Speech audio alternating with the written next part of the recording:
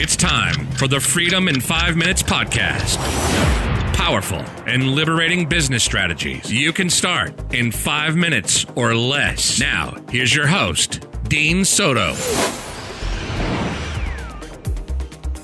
Hey, this is Dean Soto, founder of freedomin5minutes.com, and we're here again with another Freedom in 5 Minutes episode. Today's topic is this: maximizing video for massive business presence. That and more coming up. Oh, cool. It's so good to be back yet again for another Freedom in 5 Minutes podcast. Today we have someone that's absolutely, completely, just utterly amazing. When I saw his website, it absolutely blew me away because I personally, I'm not a designer. I don't do anything creative like that. And there are so many people who do video out there, but holy crap, like his studio just puts out cinema quality video, and it's just absolutely amazing. And so I wanted to get him on this podcast to talk about how in the heck he started this whole thing and how it can massively transform your business. So I'm here with Alex Ramirez. Alex, how's it going, my man? Hello. Thank you for having me, Dean. So Alex is the founder of Voto Studios, VOTO Studios. And it's just amazing, the content that you have. I was absolutely blown away. So tell me, how did you get into, first tell me about Voto Studios, what exactly you do, and then I'm going to ask you how you got into this in the first place. Got it. So Voto Studios is a video production company, and we've recently kind of switched over to becoming a marketing company. And we fought that for a little while just because we're originally just video makers. The thing was, and I think things that you have seen, we have a YouTube channel where we put out our own creative content. So just besides having clients, we like to do the creative stuff. And that's actually a career goal for us, to be able to make money, all the money with the creative stuff. And so just because we realized, it was easy for us to grow an audience, it's easy for us to, have an audience that we can engage with. Those are things that businesses everywhere want to do. So if that comes so naturally to us, then it just kind of made sense to shift to that business model. And so, we're a new marketing company now.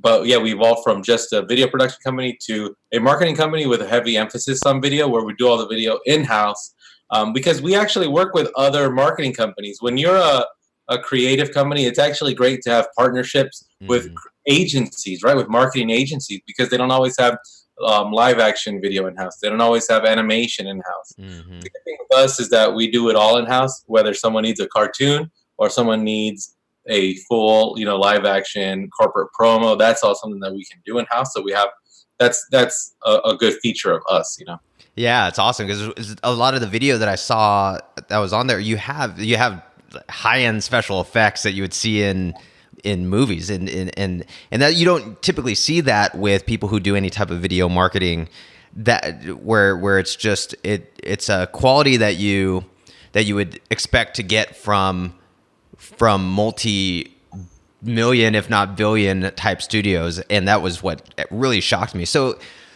how in the heck did you personally kind of get into this whole aspect of, video marketing and creativity, as well as getting into the marketing space just in general?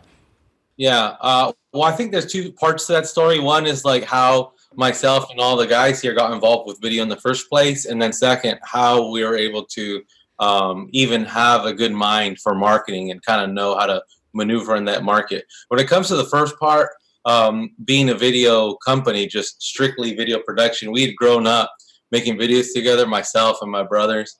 And so I've actually hired 3 of my brothers. And one of my friend, Vincent, he's our, head of creative, but we met in high school. So we had been making videos together since high school, and we would make music videos because he used to make music back then. And we had like one, at that point back in high school, a nice little film festival, like a local one. We were like, wow, this is really cool. And so fast forward a few years, I had just been doing the video thing on my own. And the only reason being is because I just didn't want to. It's not that I didn't want to work anywhere. I had a lot of people that knew me knew that I did video, and so I had opportunities to do video for a few different companies. It started with a company called Upward Bound. It was a company. It was a program for high school kids, just to help them, get into college. And so I was part of that program. It was for like low income kids to help them probably be the first one in their family to go to college. And this program, at the end of every summer, they would do a cool slideshow just to showcase what happened in the summer for the parents, but also they would share that with the people who would give them the grants in the government, so that they can get more money for next year. And so I told them one year, hey, let me do a video. Let me make a video instead of having that PowerPoint that we make. And then so they were like, my first real client. And then from there, it just kind of evolved. And so that's kind of how we got into video. Now, when it comes to marketing and why we know how to navigate in that space, it's because I had left Voto Studios. I kind of created it only because I was getting those clients already, right? Like people that I already knew. It was kind of easy for me to just be like, I would just suggest it and they wanted to hire me. So that was easy. Yeah. But then later, I actually left to join a market research company, a big tech company here in Fresno. And it was called Decipher. And then we got bought out by a company called Focus Vision. And then we got bought out again. So I was there for about 2-3 years, and we were part of 6 acquisitions in that time. Jeez. It was very, very fast paced. And I started there just to make tutorials for them to help onboard some of their clients, show them how to use the software. They would have software on how to make a survey, right? So you go to Taco Bell and they say, hey, fill out the survey or something. That's the company that makes those surveys. So I started off just making tutorials on how to use their software, but then I kind of joined the marketing team. Then we took over the marketing team there, and then I hired all my guys that I wanted for Voto. So this core group of guys that was over there at Focus Vision, and I was right under the CMO at the time. So he was the CMO, but previously the CEO of the company that first got bought out. So he always was a big decision maker there, even as CMO. Then he became CEO again. Anywho, I worked like directly under him, and so when it came to marketing of a big company, of a huge company in the United States, we kind of got to see what their process was like and what kind of things that they wanted to have done for their huge business. So what happened was, one of the reasons why we had to start Voto Studios again is because being a part of that many acquisitions in that little time, it seemed like every quarter the company was having a new marketing summit, because we're not changing everything. We're changing the way we think about the whole company. The market position has changed. The way we talk to clients has changed. So it was too much. And then one day they said, hey, we're going to have to cut some of the marketing team. So I was like, wow. And so they had cut my younger brother, Antonio, and they cut Vincent, my good friend, right? The guy who I've been creating things with forever. When I found that out, I was like, I'm just going to leave. I'm going to put in my 2 weeks, because they both said, hey, if you leave, we're already gone no matter what. We'll just help you out with Voto, and then we'll do that. So I put in my 2 weeks, and then little by little, they've been letting the other guys go as well. After I left, I guess it was part of a big plan anyways. But that we've just been capturing them as they've been leaving, and so now they're all working here at Voto. So it's like the same core team, but it was all my guys anyway. To be so that is awesome. I mean, it's like free education over there to get better at the creativity, and then whoop, right to Voto. I know. And then we got very lucky. Shoot, we don't have the camera here, but we had bought so much equipment from them.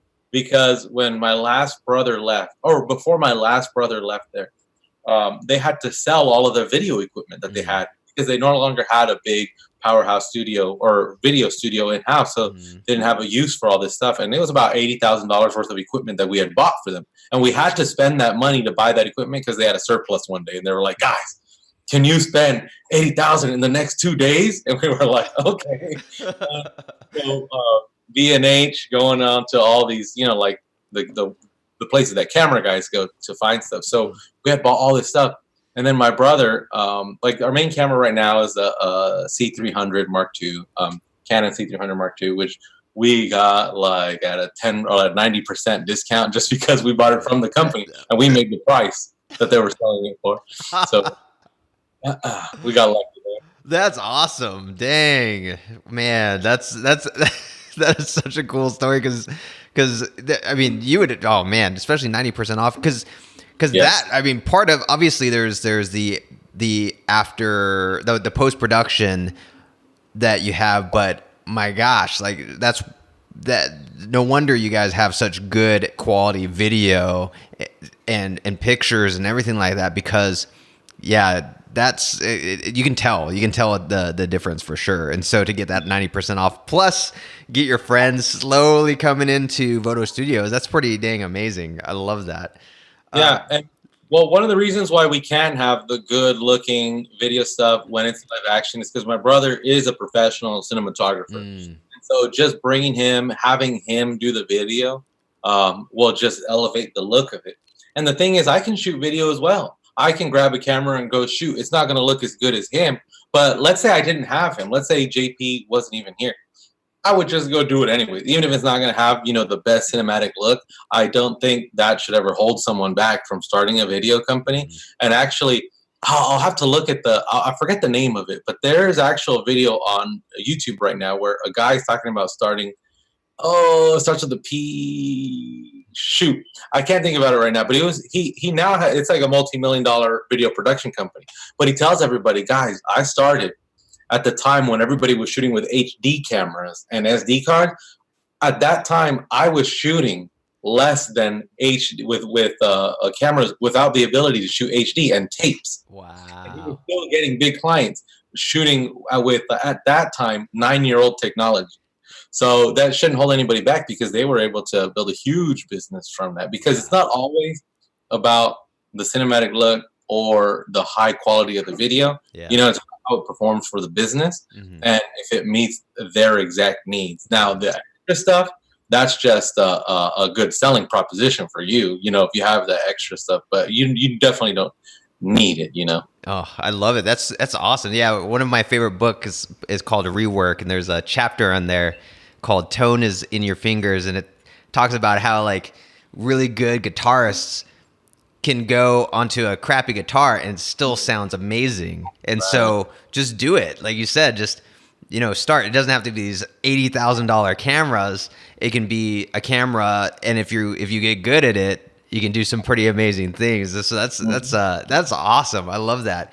So going on something that you touched on. So when people are actually working with you, like what are the types of people that you work with, and later on in the show we'll ask how they can actually get in touch with you, but what are some of the people that you work with, and what are the type of results are they typically trying to get? Right. Before I answer that, I think in the back of my mind I was just trying to think, what was that guy's company's name? I think it was called Phantom Video. Okay. ATOM Video. If you just Google or if you look up on YouTube how to start a video company, he's one of the first guys there that he has like a little podcast like this, right? A little webcam podcast, and he talks about building a $1 million business. So anyone who's interested in creative business, that's a very good video to watch. Anywho, I love it. To get back to your question, so some of the first clients that I had once I had left Focus Vision and started again were I actually found them through freelance sites, like Upwork and stuff. Usually people go there to find outsourcing for cheap. And so a lot of people use that to be able to have extra people in their business and it not cause this huge overhead cost for them. At the time, that was like the first place I thought of, like to go actually find clients for myself. And the good thing is that within like 2 months of looking there, I was able to get a real estate client from Wisconsin. And then me being out in California, all of my clients were out of town. So I got a real estate client from Wisconsin who wanted video after video about their offering. So it would be like, hey, we want a video about a single loan close contract or something. And so I would shoot it here and the video, they just use it on their Facebook page, right? But because it was just a spokesperson on the video, I didn't have to be visiting their office. We didn't have to be, face to face at any time, really. We would just talk over the phone, Google Docs for the scripts and everything, and all the editing on my side, revisions online, so that was possible. And then I actually got, at the time, my biggest client though was a 19-year-old kid from YouTube. Who, Serious? so he used to do, and we're very good friends, and we might do some new videos for him. But he plays NBA 2K online, on his PS2. Yeah. And so he would send me webcam footage and then screen capturing footage of his games. He would send them over to me, and then I would just start editing them, put in memes, put in cool music, flashy music, dubstep slams. Every time his character would slam dunk, it would just be like, rah, rah, rah, rah, rah. So, and like cool. all his audience was all kids, so like the flashier, the crazier, the better. And with him and within that relationship, we helped be a part of his 1 million subscriber climb. Wow. Because he came to us when he was at about 300,000 subscribers. So he had built a name for himself already. The only thing that he needed was an editor who could do very good flashy videos at a consistent rate, because we were doing one video a day. Wow. With him. And at the time, it was just good enough money for me to, he was like basically one of my main clients. And we created a system to be able to pump those out fast enough. And so he was a great client. And the transition happened, and I had to stop working with him, because there was a transition where at the time when I was doing that, I wanted Vincent and Antonio to help me with Voto Studios, because I thought if we get clients now, then that'll allow us to do the creative work at a steady pace later. Yeah. And then Vincent he loved the fact that he could live off of what is that called, unemployment. And so he was like, hey, let's just do the creative stuff now while I'm on unemployment, and hopefully I'll get money later. And I was like, we could. And I was like, okay, if you're gonna work like that, I'm gonna have to keep my clients. And then at that time, Voto was just to make enough money for me, just so I could survive. And but after doing creative for so long, Vincent had to go get a job, and then my brother was gonna have to go get a job, and then Vincent went to go get a job as like a dishwasher for like 2 months, and he was calling me about the agony and how he didn't like it, and like there was no time for creative anymore. And I was like, I feel like so bad. Yeah. And so I was like, hey, I'll hire you and I'll hire JP, and I'll just have to switch the clients up on my end so that we can now make money for everybody. Because at that point I had only been making money for myself, and we just had to go after a different kind of client. So when I brought them on, that's when I really tried to go after the agencies. Yeah. Now I look at every single marketing agency in Fresno. I made sure to contact all of them, let them know that we're here. Yeah. And because of that, we were able to connect with NTD Media, which does the food show. So if you looked on through our work, we worked on a really cool food show. It was a lot of visual effects work we did for them. They had an intro that they shot, but they were like, guys, we want something with a little more flash on this. And I'm a visual effects expert, so I just took it. I redid it, and they loved it. And they were like, guys, we want you to work on the show now. So that's how that happened. And then with another company, JP Marketing, very thankful for them, because they were able to give us work where, we were recurring work for them, because they were working with a Brandman University, and they were doing like this whole Spanish series. And so we were driving. We shot down near LA, and so we would travel, shoot with them. They'd put us up somewhere, and then we'd come back here and edit the whole thing. And then then I had to change my prices for the real estate company out in Wisconsin, just letting them know, hey, this is gonna be the new price, and I have to work differently now. So if you guys want to continue working with us, love it. If not, sorry, but that's what we have to do. And then ever since then, it's just been I guess trying to level up the level of client. And right now, We've never done this before, what we're doing now, and that is having retainer clients. Because even when I contacted the agencies, even when it was recurring work, it wasn't on a retainer basis. And so now we have switched to becoming a marketing company. And I tell them, like, it's a retainer thing. You pay on the first of the month, and that's how you secure our services for that month. Yep. And so now we have switched to that model. And even now that we've switched to that model, we are now going to hike up the price for the next clients. And so that's kind of the steps that we're taking now, just to grow things. So you're saying, like, you better come in fast as a client before we hike up the price. Right. Yeah. So if you're hearing this right now, you better take some action real quick. But that's interesting.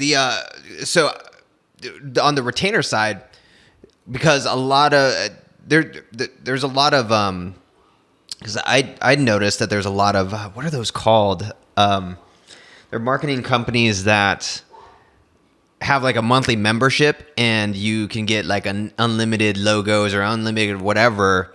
Right. And I see a lot more of those types happening, but I've never really seen a full on like digital marketing company do that retainer setup. But it actually makes sense to me because, I want, if someone's going to do marketing for me, I want to know that they're going to be available to me. And so what did you see a big change in how your customers interacted? Did it help out? And because it helps you too to deliver a mass amount of service, knowing that you have this consistent cash flow coming in. Yeah. Yeah. So it definitely changed things, because now we're just hiring 2 new people right now in order to help us manage those ongoing relationships. And the thing one of the things that we wanted to make sure was, look, when we get into these relationships, we want to know what the client's trying to achieve, because there's different ways of doing marketing in social media. Either you want us to come in and just do your Facebook ads, or like just run ads. We're not trying to grow your audience. We're not trying to grow your followers. We're just focused on ads that people can click through and then convert whatever you're trying to sell. Or we come at it from the branding side. Are you looking at this as a long play? You want us to grow your numbers. But when we get into a contract, is just understanding what they want to do, how we're going to be judged. How are we going to be judged on our work? Are we looking at view numbers, or are we looking at sales numbers? And so, but either or, it's going to be the same price on our side, because you're going to have the same amount of people working on your project. And so for us, it just makes sense. It's like, look, whatever you want to do, we can be that piece for your marketing. Whether we're like the full outsource of that marketing company, or we're working in tandem with your people. And actually, one of the reasons why we switched to that is because, and this is something that I was going to give for your 5-minute thing. Something that was a big switch. So let me know if you want me to reveal it now or later. Let's do it. So just to set the context, every episode I always ask for that 1 5-minute mindset shift, that 1 5-minute strategy, 1 5-minute thing that completely changed your business and the way that you actually do your business. And I would love to hear what that was. That would be absolutely awesome. Yeah. All right. So that change, I'll tell you what the change is right now, but that change was actually the catalyst for us changing our company from video to marketing. And that was this. And it was something that I learned from The Future. There's a guy named Chris Doe. He runs an account called The Future. And he actually runs a company called Blind. It's a huge agency in LA, creative agency. They do things for Halo, Xbox. They do things for like shows that you've seen. They do the intros for them and stuff. But anywho, they have this framework for working with their clients where they say, look, I don't want to be an order taker for my clients. If someone comes to me and says, hey, I want a video about my restaurant. I want a lot of chicken in there. I want a lot of this in there. The way that we used to work is be like, oh, okay, cool, we can do that. Let's schedule a date, and then we'll go and film, you guys cooking the chicken and the fire and everything. Where now, and this is a framework we got from them, Chris does a whole period of discovery with them and strategy. And so the way we've adopted it is, okay, if someone wants to do a video or someone wants to do marketing with us, we spend that entire month figuring out about their company, about brand attributes in their company, figuring out what their customer profiles are, figuring out how this is going to affect revenue or awareness for them, right? And then categorizing and scoring them, right? Which ones are priorities for you right now? And so instead of being an order taker, you're now an advisor to that company. And then when you become an advisor, there's a lot of people who are out there being consultants. And so when you get paid to think you're valued a little more, and so Chris and them, they gave us a very easy framework for us to just kind of follow some of their steps. And now all of a sudden we're advisors to our clients. And the first time we ever tried their like framework, it's called CORE, CORE, right? It's just an exercise that you go through with the client. Yeah. And the first time we tried it, it was with a new real estate client who's just trying to grow his audience. He's trying to be an authority in the wholesale real estate space. And so we did the exercise with him. And after like the third meeting, he was like, guys, I'm very impressed with what I'm seeing right now. And I think I'm going to give you guys more of my business. Wow. As long as and so it was amazing. That is so cool, because that's extremely valuable, because it does two things. That is awesome, because it weeds out the types of people who think they know what they want. And even if you gave them what they wanted, it's not that it's going to be bad, but it might not meet the actual goal of what they want. So like you said, if they're like, yeah, I want you to come check and watch me cook and just make it look snazzy and whatever.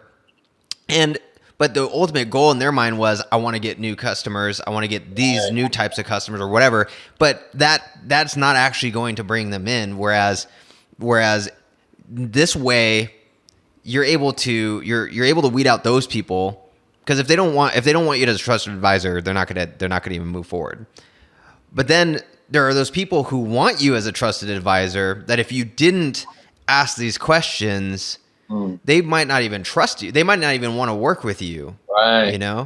And it's cool, because now you're developing this. You're more of like a partner with them.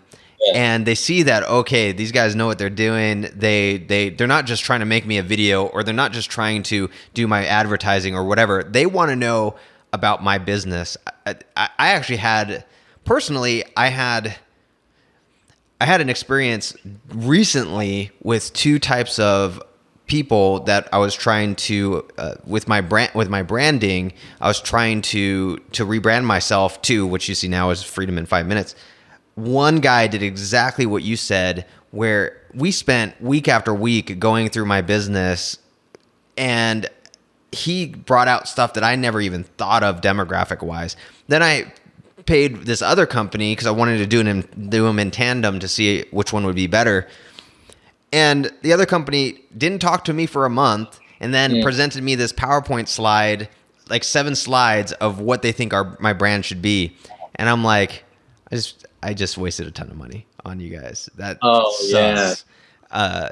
And I actually, was it this morning? No, the day's running. It's either yesterday or today. No, it had to be yesterday. Anyway, I interviewed the guy who, he interviewed me for his podcast, who helped me with the branding. I absolutely love the guy. I'll promote him. I'll do whatever I can because of how trust, and we're going to do strategic partnerships and things like that later on. Yeah. And the other guys, I'm like, don't come near me. Like, don't you delivered something that wasn't even valuable to me. You just threw ideas at me, and that's it. And so it's cool that you come at it from that viewpoint. Because if someone comes to you and says, I want a video, I'm sure there are times where you're going through the process and they realize, oh, that's not actually what I want or what I need. Yeah. And so that's what sorry, go ahead. No, go ahead. I was about to let you. What you were saying right now, that's one of the reasons why I like the whole discovery period, the strategy period, because you were saying, look, sometimes you'll write something and then show it to them, and then they think that that's not what they want. And so one thing that we've seen that the strategy does And one reason why you would want to do it as any type of creative, whether you're doing a logo or a website or a video, is because what you're doing in the strategy meetings, as long as you include all the stakeholders from the business that are going to be making decisions about your work, include them all from the beginning.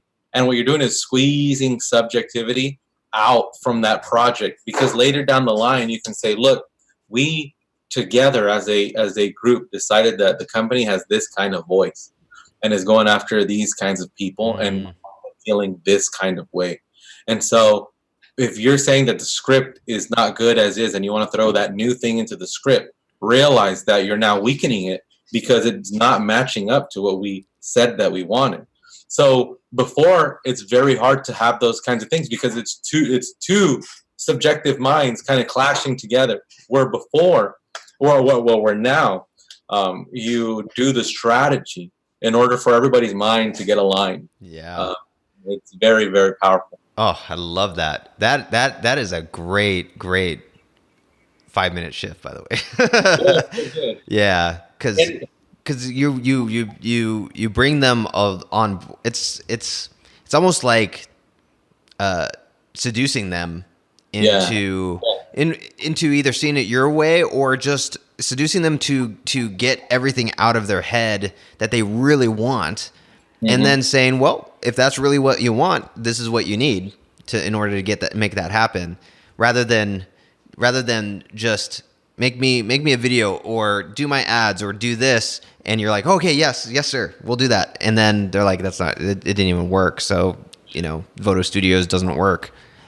You have it sucks. I actually, I've had that in my business where I'm much more picky now, but I've had it where I had a guy that had one of my virtual systems architects for a year. It grew his business, and then all of it, out of the blue, he was like, the agreement ended, and I said, we got to charge more, and he's like, okay, yeah, well, I don't like you guys. I'm leaving you guys a bad review. I'm like, what? So, you don't get those types of people. You get someone who's like excited about why they're working for you or working with you in the first place. Right. And it's almost a test because by letting them know that they're paying strictly for strategy for a certain period of time, that's almost a litmus test on whether they're going to value your mind or value your thinking. And because that puts you on a different pedestal with clients. But one thing you said was, hey, maybe the strategy part, maybe it gets them to spill everything out what they want, and maybe it gets them to like what you guys like. But we've actually seen something that's the opposite. It actually changed us at one point. Like with what our recent, our first, I think he's our first, was our second retainer client now, with the real estate guy who wants to be a real estate authority. We were going through the first and second discovery meetings, going through the motions and everything. And then my head of creative, Vincent, he loves doing funny videos. He just, obviously he's the guy who writes and he's in MMA, right? Yeah. People love him doing the funny stuff, and it's great. But while we were going through that, we both realized in that meeting, he actually had questions that he wanted to ask the client later about, hey, how do you feel about funny videos? Can we do that? And we realized during the strategy meeting, we were like, whoa, that actually has no place inside of his brand. And then it changed the way, and so we're not like, and he's not trying to push that on him. We're usually very distraught when a client doesn't like funny things. But the discovery meeting changed the way the client was looking at it and changed the way that we were looking at it as well. Wow. Kind of squeezed some of the subjectivity out of ourselves. So that was powerful. And then if you can throw any of that into your initial meeting with a client, because another mindset shift is how much of business is just being comfortable with someone you're going to be in business with. I think people might underestimate that. And just as an example, I met with some therapists like last week or the week before, and I went in with the friend that we had just hired. and he brought this client, and they were going to be a retainer client. So we went to go meet with them, and we were like, "Hey, how are you guys doing? We're Voto. We're here to help you guys. We want to know exactly what you guys want to do." And they were like, "Well, we're brand new, and we're trying to bring in kids, and people don't know about our new system, the new DIR system. We take in kids from other other like therapy groups and stuff that don't work, and we actually give them something that works over and over again." We were like, "Cool. Well, this is how much it's going to cost." We were like, "Oh, well, we can't afford that." And we were like, "Oh, well, sorry." And but we just tried to be helpful in the meeting. We were like, "Well, look, if you guys don't want to go with us, that's fine." But it seemed like they were such beginners when it came to marketing. We just threw a whole bunch of I gave them little pieces of advice, little pieces. And one piece of advice that I gave them, I was like, "So this DIR thing, no one knows what it is." And they're like, "No, no one in the Valley knows what it is." I was like, "You guys got to make a video tomorrow, on your phone, just explaining, hey, this is a new system that actually works against these other, just explaining what it is. If you feel that your clients are uneducated to that point, then educate them and let them know the value of what you guys are doing." Even something as simple as that, they were like, "Wow, this is great." And so they told us that at the price point we were coming in, someone already had pitched to them, but they were guaranteeing them results.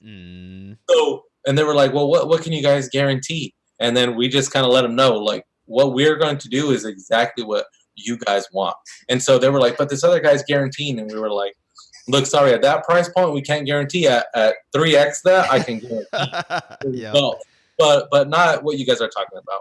And then so we had left, and they contacted later. They're like, "Guys, not only did we find the money, but we want to go with you guys." Wow. Just because you guys are so helpful and so comfortable to talk to in the meeting. So not only did they not have the money, even if they had the money, they had another company who was guaranteeing them results. Yep. But they didn't talk. They didn't seem helpful in the meeting. They just wanted to sell. They just wanted to sell. They just wanted to sell. Yeah. See, that is cool, man. Being willing to being willing to give value first before taking value is huge. But also just knowing where you're at in the process and being comfortable, because even in that you could, you're basically laying the cards out on the table saying, this is who we are, and you can choose to be partners with us. You can choose to enjoy working with us, choose to have this relationship or not. But we're not gonna guarantee. It's like dating someone that the other company is like, "Oh, I guarantee you that we're gonna get married in a year or whatever." Whereas you're like, "Hey, I don't even know. This is who I am. If you want to get in a relationship, we'll see how it goes." Yeah. Right. I love it, man. I love it. So, for people who want to work with you, how do they get in contact with you, and what can they expect when they're actually working with you? Yeah, so I mean, if you guys want to work with us in the capacity of having marketing or video services provided by us, you guys can reach out to me, Alex, at votostudios.com. You can check out votostudios.com to see our work. And then if you want to see some of our funny stuff, how we grow our own audience, we're going to hit 100K subscribers on YouTube sometime in the next 2 months. Yep. And get that first plaque. But you can check out Voto Studios on YouTube. It'll pop up. You'll see Vincent and with a beanie on, just looking like me. I love that face. In the icon. So anybody, and you know what? I'm very open. If anybody wants help, business stuff, I have videos on my channel as well. How to find clients, things like that. I explain me in the beginning, and then how talking to other agencies helped me as well. I got videos like that on my YouTube. But if people have questions, you guys can email me. Look me up on Instagram, the Alex RMZ on Instagram. So anybody feel free to reach out. Oh, I love it. I love it. And yeah, you guys have to definitely check out. I didn't want to say it until the very end, because you have to check out MMA. It's Mexican martial arts. It is absolutely hilarious. It is absolutely hilarious. My favorite one so far has actually been the Muay Thai one, where Oh, yeah. he's like, yeah, Muay Thai, it's the art of 8 limbs. Well, Mexican Muay Thai is the art of 16 limbs. You use your fingers. And he's all training on a banana. Right, in his room. In his room, which is Flicking the banana. what are you doing in there? Oh man, it's high quality stuff. It is absolutely hilarious. It's high quality, and then you actually get to see just all of the different things that your studio is capable of doing at the same time, which is really, really cool. So yeah, you got to definitely check that out on. That's another thing. I've found this for myself and for other friends. Like when I told you, that one of the real estate clients we're working with, he's all about growing his own brand. Mm-hmm. He actually called me and said, "Hey, you guys are underselling yourselves on your website." Because I was actually wondering whether I should go with you guys or not. But I took one look at the YouTube page and I'm in. Wow, so it was Mexican martial arts that sold to him. So it wasn't even our client work that sold to him. It was our creative work. And I've seen, there's a friend of mine named Enrique Meza, and he runs a company called Meza Films here in Fresno. And he's part of like a program called Art Hop. It's just like every once or twice per month, people put up exhibits and stuff. And so he'll do series of photo portraits, like different types of portraits, and those portraits, people just coming in and liking his photo work actually get him video clients. Wow. So your creative, your personal projects, there's no reason why they can't bring in paying customers. That's really cool because Mexican martial arts, that like just with that alone is when I saw it, I actually had the same thing. I'm like, this is totally a different, even more creative than I expected. Right. Because you actually, because it's their story, your storyboarding, you can see that like it is the stories in the actual production is so well done, cutting to different things, cutting to like when you're even just the joking, even the timing of the jokes, it's not cheesy. It is what you would see on like a Comedy Central. It's awesome. And so it gives the whole picture. It kind of gives what you are actually capable of. So if someone wants to be funny in their business, they can be funny. If someone wants to have high-end cinematography, they can have that. And it was really neat to see. So Voto Studios, Voto Studios. Okay, I'm glad I spelled that right. I was actually more on the studios. I'm like, how do you spell studio? Everybody calls it Voto Studios. That's funny. I love it. But yeah, so go check that out. Thanks so much for being on the podcast, man. I appreciate it. Thank you for inviting me. This was very cool. So I'm glad. Hopefully it's helpful for people. Yeah, no, it totally will be, man. And so thanks for being on the podcast. And if you want to go check him out, go check out Alex at Voto Studios and go check out Mexican martial arts. If you type in Mexican martial arts on YouTube, hilarious series. You will laugh your butt off. It's really, really cool. So, but this is the end of the Freedom in 5 Minutes podcast, but we will be back again with another Freedom in 5 Minutes episode as usual. So until then, we will see you on the next Freedom in 5 Minutes podcast. Thanks for listening to the Freedom in 5 Minutes podcast. Now, head over to www.freedomin5minutes.com and register for our free masterclass and discover how to start systemizing and automating your entire business 5 minutes at a time. We'll see you next time on the Freedom in 5 Minutes podcast.